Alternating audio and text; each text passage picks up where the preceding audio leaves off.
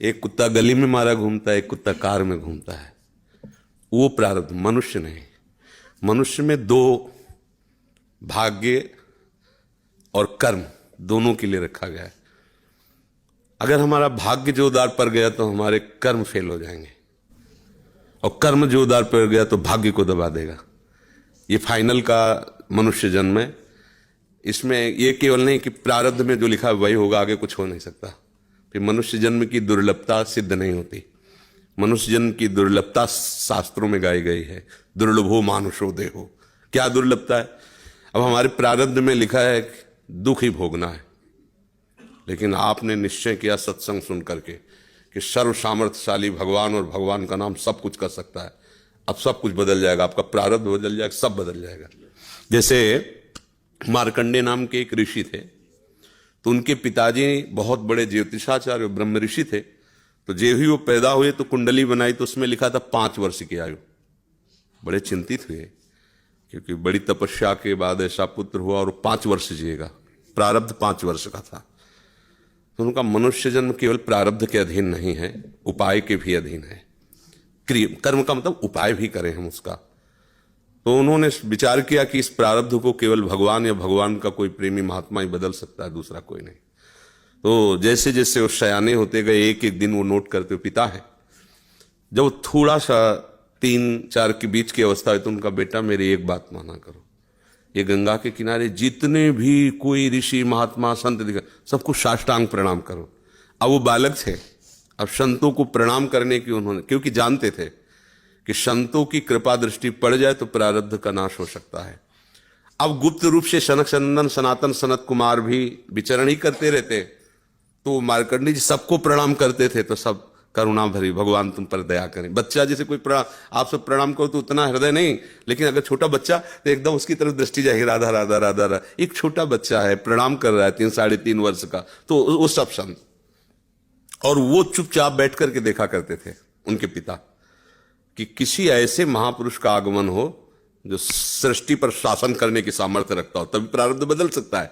छोटी मोटी तपस्या वाले से प्रारब्ध थोड़ी बढ़ता है। उन्होंने देखा ये चारों तो कुमार है, सनक सनंदन सनातन सनत कुमार, जो साष्टांग किया तो वो एकदम, वो भी 5 वर्ष की अवस्था में रहते हैं हर समय। उन्होंने कहा चिरंजीवी भव। बस वो खड़े हो गए, बोले महाराज ये अभागा चिरंजीवी लायक नहीं है, इसके प्रारब्ध में 5 वर्ष की आयु लिखी और चौथा भी पूर्ण होने जा रहा है, कुछ समय का जीवन है।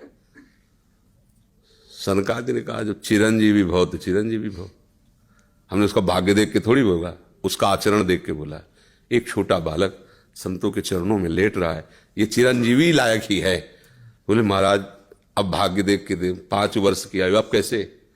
तो उनका हम वो तिथि वो तारीख तुम निकालना, और उस तारीख को हम भी आएंगे भगवान शंकर के मंदिर में, भगवान शंकर के लिंग को ऐसे गले लगवा के बैठालना, हम भी वहीं रहेंगे, देखते हैं कैसे मृत्यु ले जाएगी इस बालक को। ऐसा ही हुआ।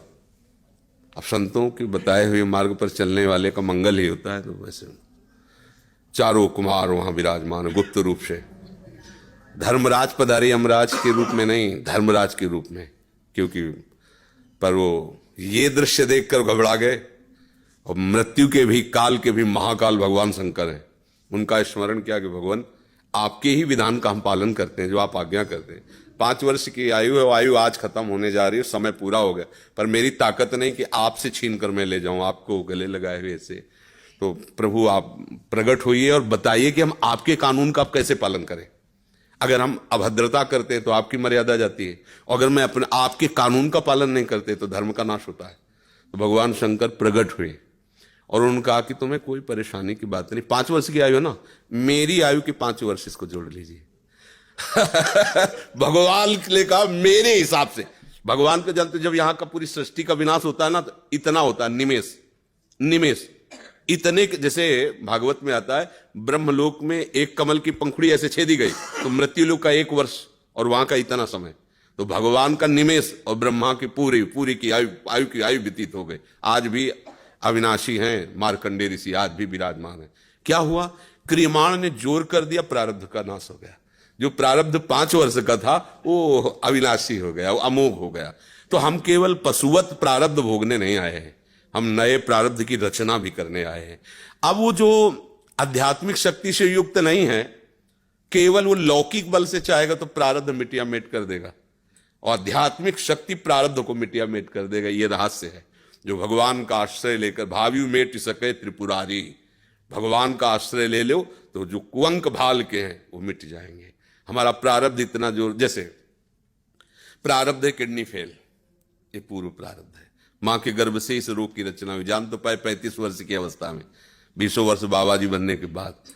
अब मांगते खाते अपने भजन मार्ग में चलते रहे, अब किडनी खराब हो गई। आप क्या, ये तो सब रुपए का खेल इसमें, ये तो इसमें धन चाहिए, हमारे पास कुछ नहीं है। अब हम जिनके आश्रित थे उन्होंने खेल बदला, ये सब व्यवस्था कर दी। ये हमारे प्रारब्ध में नहीं था, प्रारब्ध में तो दुर्गति थी, दोनों किडनी फेल है, लेकिन आश्रय जिनका लिए उन्होंने चैप्टर बदल दिया। अब देखो किडनी खराब, 2 बजे से दिनचर्या चल रही, 2 बजे रात से। ये किडनी वाले पेशेंट की दिनचर्या होती है क्या 2 बजे रात से? तो ये है इनके चरणों का बल, और ये हमारा बल। हमारे बुरे कर्मों का फल हमको मिल रहा है, और उनके आश्रित हैं, तो ऐसे हमारा जीवन कट रहा है, ऐसे गोद में लिए काट रहे हैं। तो हम केवल प्रारब्ध के ही अधीन नहीं, हम कोई पशु नहीं है, मनुष्य जन्म में मिला है। हम नया कर्म करें ऐसा कि हमारे प्रारब्ध, बुरे प्रारब्ध का नाश हो जाए। हम ऐसे भगवान का आश्रय लेकर भजन करें कि हमारा, अच्छा भगवान सब कुछ है। जैसे आपको धन चाहिए तो लक्ष्मीपति है, यश चाहिए तो पुण्य श्लोक है, उन्हीं की कीर्ति से समस्त शास्त्र भरे हुए। जो चाहिए, रूपवान, गुणवान, धनवान, वैभववान, वो सबके समुद्र हैं, उनका आश्रय ले लो, सब कुछ हो जाएगा। अब अगर केवल धन पर लक्ष्य रखोगे, वो भगवान का आश्रय नहीं लिया, तो बुरे कर्मों से भी तुम नहीं बच पाओगे। अब उपाय ये करना चाहिए कि हमारे नए कर्म ऐसे बलवान होने चाहिए कि जो बुराइयां हमसे पीछे हुई वो हमें परास्त न कर पाए।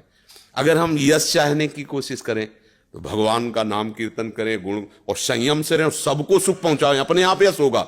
और अपने यश के लिए हम दंभ पाखंड करें तो बाद में ऐसी कालिक पोतेगी कि ना लोक के रह जाओगे ना परलोक के रह जाओगे। तो हमें यश चाहिए, धन चाहिए, सुख चाहिए, तो एकमात्र भगवान का सहारा लेकर हम भागवतिक आध्यात्मिक कर्म ऐसे करें जिससे सबका मंगल हो जाए, सबको सुख प्राप्त हो जाए। जैसे हमें अच्छा भोजन चाहिए तो दूसरे की थाली से छीने नहीं, अपनी थाली का दूसरे को पवा दे। अब तुम्हारे लिए जो व्यवस्था होगी बड़ी हाई क्लास की होगी, क्योंकि वो सरकारी होगी। वो देख रहा है ना, तुम दूसरों के लिए अपने सुख का त्याग कर रहे हो, तो तुम्हें कभी दुखी देख ही नहीं सकता। दुख उसको मिलता है जो अपने सुख के लिए दूसरों को दुख देता है, दूसरे के सुख का नाश करता है, फिर मालिक उसके सुख का नाश कर देता है। और ये सबको बात लगभग पता है कि किसी को भी दुख देने से तुम्हें सुख नहीं मिल सकता, पर कोई चूकता नहीं अवसर आने पर दूसरे के दुख को दे करके, और वो सुख भोगना चाहता है, इसलिए वो दुखी रहता है। अगर चतुरता आ जाए, विवेक आ जाए, और विवेक पूर्वक को अपने कर्म को संभाल ले, तो बुरा प्रारब्ध भी टल जाएगा, मंगल ही मंगल, आनंद ही आनंद रहेगा। ये भगवान का आश्रय ले।